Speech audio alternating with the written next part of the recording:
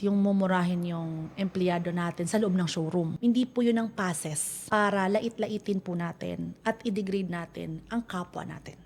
Okay, another question, Ma'am Cha. May nabasa ako, sabi niya, bakit daw pinagtatanggol mo ang mga empleyado mo kaysa pagalitan mo sila? Siyempre, of course, Ma'am Hana, alam nga naman, pagalitan ko yan sa harap ng maraming tao. Yun ang alam nyo.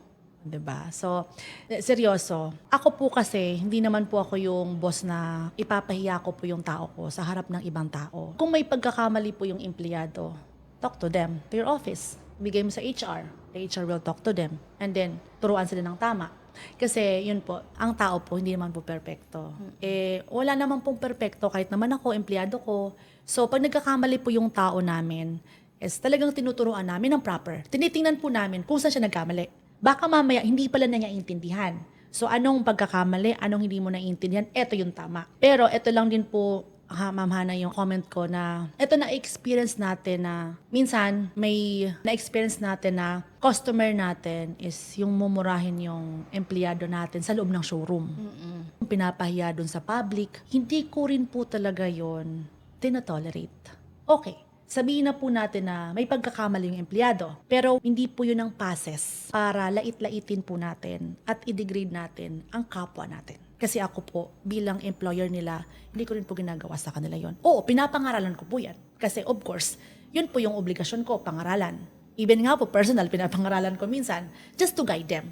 Na makita nila na may pagkakamali, baguhin, sa trabaho, kung ano yung po pwedeng i-improve. Tsaka, yung mga empleyado po kasi is sometimes they need guidance.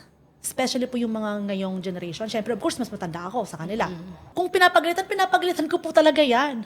O alam nyo lang, mga madam, yes, pinapagalitan ko po yan para maturuan po sila ng tama. Pero yung nakikita po ninyo kasi, hindi nyo lang po kasi nakikita in public. Wherein, hindi ko po yun talaga gagawin. Na ipahiya yung empleyado ko in public. Ako nga, lagi ako pinapagalitan.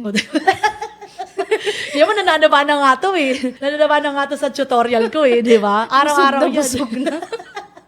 Sama pa si Ma'am Hedy. Oo, totoo yun mga madam sila everyday. Talagang eto, here. Ganon. Ganon ako madam ko.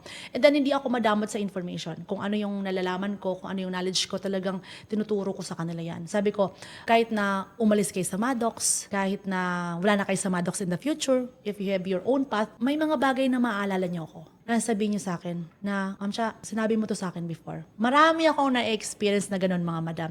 Yung wala na sila sa amin, tapos after a while mag-chat sa akin na, Ma'am Cha, alam mo na miss kita. Sabi ko sabi ko na-miss mo ako kasi lagi kitang pinapangaralan. Tama. Yung ganun. Tapos sabihin nila na, Ma'am, alam mo, ngayon ko lang naisip yung sinabi mo sa akin noon. Sabi ko, at least kako, di ba? May naitulong ako. May na-advise ako ng tama, hindi lang yung inuman. Dati sabi ko, wag kang mag-beer, nakakataba. Yung dati advice ko, madam. Ngayon medyo nag-improve na ako ng pag-advise. Beyond Maddox.